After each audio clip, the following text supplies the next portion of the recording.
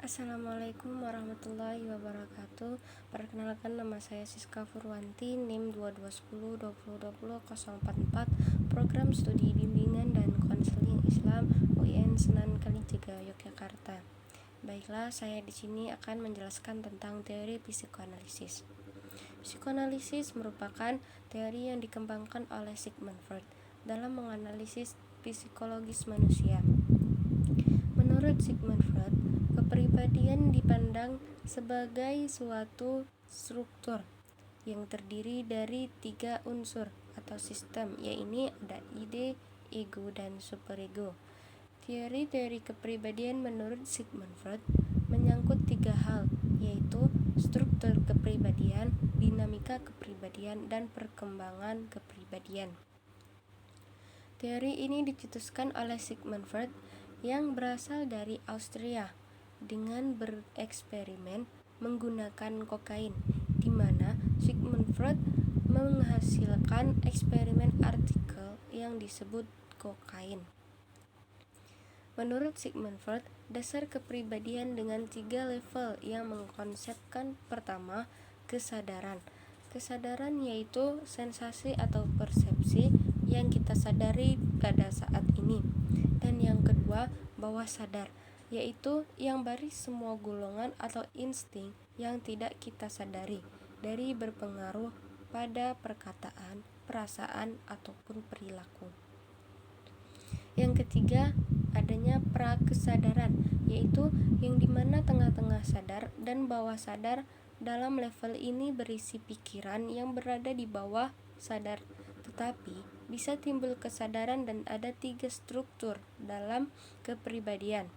Ada ide, ego, dan superego. Ide sepenuhnya berada dalam bawah sadar dan berkaitan dengan pleasure principle. Sedangkan ego adalah satu-satunya yang berhubungan dengan alam sadar dan bertanggung jawab terhadap reality principle. Yang terakhir itu ada superego yang mewakili moralistik dan idealistik principle dalam sebuah kepribadian.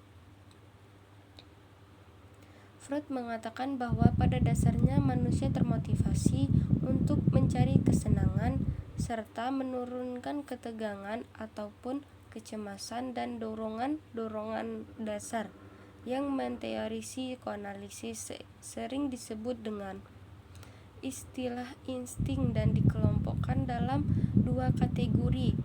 Yang pertama adalah dorongan seks atau eros, yang kedua adalah dorongan agresi, distraksi atau disebut dengan thanatos.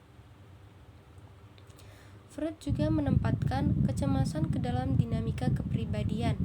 Ada 3 jenis kecemasan: neurosis, kecemasan moral, dan yang terakhir kecemasan realistis.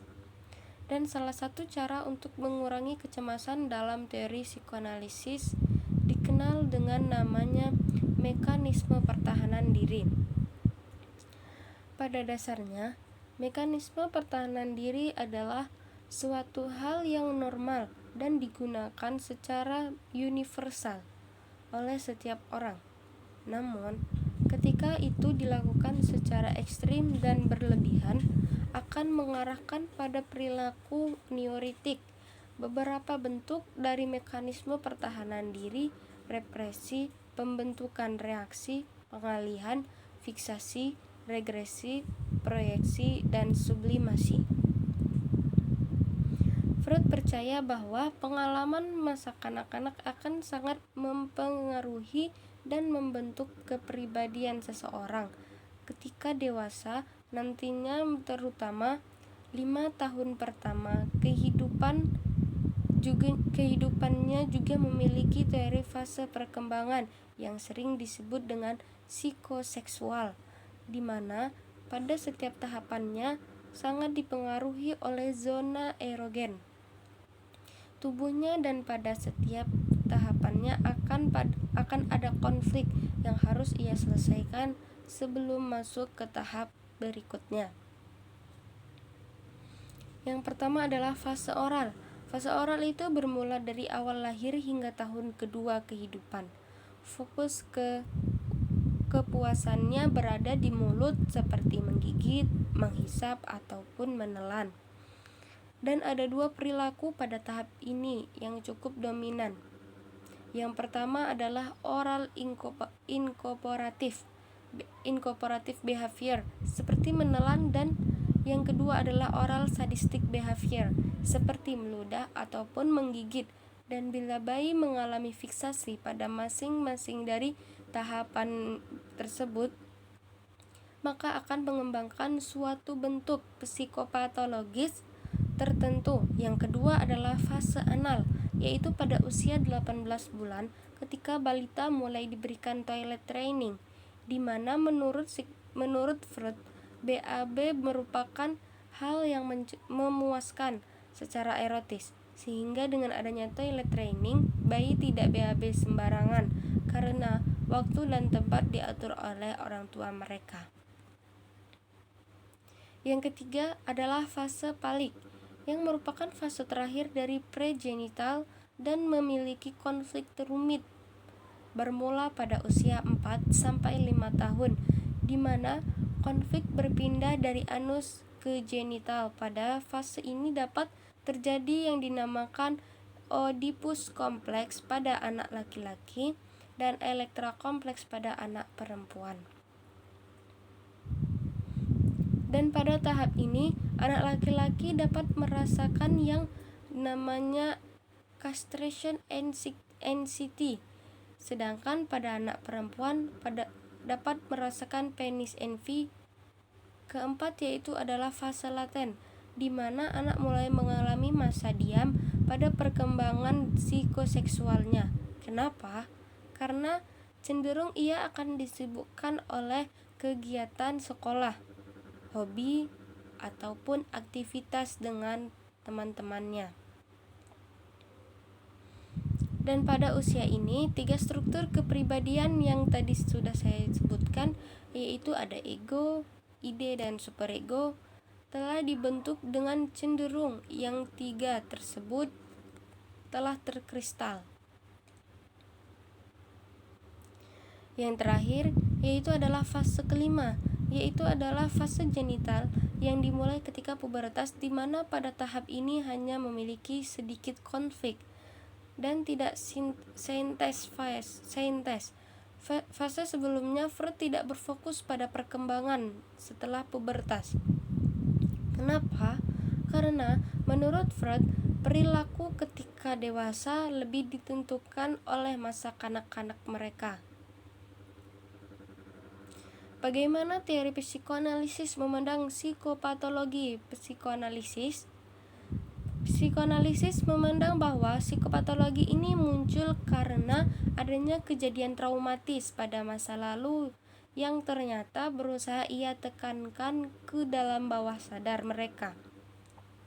Dan dari sana, Freud mengembangkan teknik-teknik yang meliputi pertama, dinamakan dengan asosiasi bebas. Asosiasi bebas yang mana pasien diminta untuk mengutarakan setiap pikiran yang muncul di benaknya pertama kali dan tidak peduli betapa memalukan ataupun menyakitkan dari ingatan-ingatan tersebut. Dan dari sana Freud melakukan interpretasi. Yang kedua adalah analisis mimpi, di mana terapis akan menginterpretasi. Yang kedua adalah analisis mimpi, di mana terapis akan menginterpretasi mimpi-mimpi yang dialami oleh kliennya berdasarkan simbol-simbol yang muncul. Kenapa? Karena menurut teori psikoanalisis, mimpi itu adalah merepresentasikan keinginan, ketakutan, maupun konflik yang ditekankan ke alam bawah sadarnya. Dari banyaknya teori-teori psikoanalisis memiliki posisi tersendiri dalam teori dari kepribadian di psikologi melalui paradigmasi. Analisisnya, teori ini berusaha untuk memahami manusia dari permukaan terluarnya hingga bagian pendalamannya, yaitu ketidaksasaran, Sebagaimana gunung es, apa yang tampak di permukaan bisa jadi hanya sebagian kecil dari gunung es seutuhnya. Proses konseling psikoanalisis, yaitu ada fungsi konselor. Yang pertama, konselor berfungsi sebagai penafsir dan penganalisis. Yang kedua, konselor bersikap anonim. Artinya, konselor tidak dikenal klien dan bertindak sedikit sekali memperlihatkan perasaan dan pengalamannya, sehingga klien dengan mudah dapat memantulkan perasaannya untuk dijadikan sebagai bahan analisis. Dan langkah-langkah yang ditempuh itu, yang pertama, menciptakan hubungan kerja dengan klien. Yang kedua, tahap krisis bagi klien yaitu kesukaran dalam mengemukakan masalahnya dan melakukan transferensi.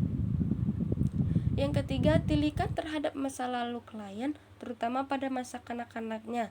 Yang keempat, pengembangan resistensi untuk pemahaman diri. Dan yang kelima, pengembangan hubungan transferensi klien dengan konselor. Yang keenam, melanjutkan lagi hal-hal yang resistensi. Dan yang ketujuh, menutup wawancara konseling. Kedelapan, deskripsi proses konseling psikoanalisis. Kelebihan dan kekurangannya. Kelebihan teori psikoanalisis, yang pertama itu membantu untuk menjadikan individu percaya akan kemampuan dirinya yang selama ini tidak disadari dengan baik. Dengan teknik dalam teori psikoanalisis, seseorang akan mampu menemukan kemampuan dirinya dalam menyelesaikan masalah. Dan yang kedua, mampu menggabungkan teknik-teknik dalam psikoterapi dengan teori psikologi kepribadian. Dan yang ketiga, dapat memahami kehidupan psikologi seorang individu dan memahami lebih dalam mengenai sifat manusia. Yang keempat, membantu mengatasi kecemasan melalui analisa terhadap mimpi, resistensi, dan transferensi. Yang kelima, konselor dapat memiliki kerangka konseptual yang jelas dalam memahami tingkah laku dan mengetahui fungsi dari simptomatologi. Dan keenam, teori psikoanalisis mengajarkan sangat pentingnya masa kanak-kanak dalam perkembangan kepribadian seseorang.